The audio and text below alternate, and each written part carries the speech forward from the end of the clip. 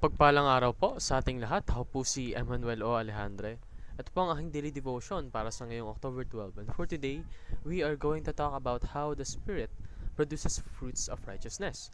May kita natin ito sa Galatians chapter 5 verses 22 to 23 na nagsasabing, "But the fruit of the Spirit is love, joy, peace, forbearance, kindness, goodness, faithfulness, gentleness, and self-control.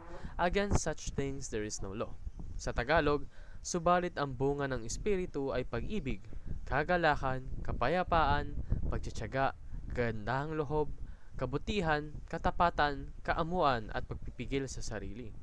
Labang sa mga ito ay walang kautusan. So sinasabi po dito na the fruit of the Spirit, yung bunga ng Espiritu, is evidence of salvation. Ito po ang nagpapatunay na tunay tayong niligtas ng Panginoon. Tunay niya tayong binigyan ng panibagong pagkakataon, a new life.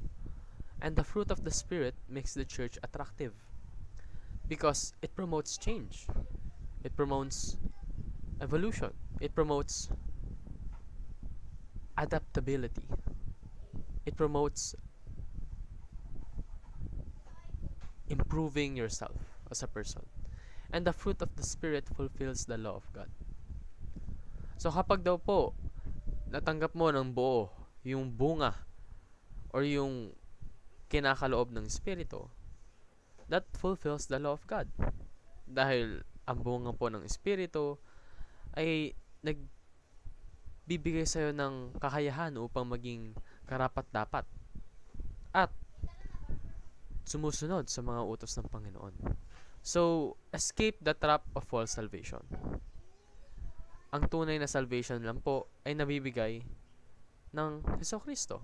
At ang nagpapatunay nito ay ang Espiritu Santo. Wala nang iba. And refuse to tarnish the bride of Christ. Dapat po yung mga actions natin is nagbibigay ng karangalan sa Panginoon. It shouldn't tarnish God. It shouldn't be disobedient or not aligned towards the will of God.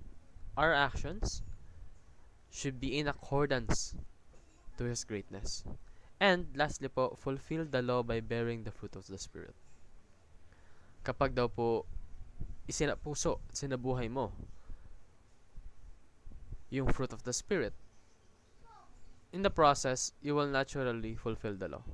Yun lamang po ang aking daily devotion. Maraming salamat sa pakikinig. Pagpalain po tayong lahat and let us all give glory to God.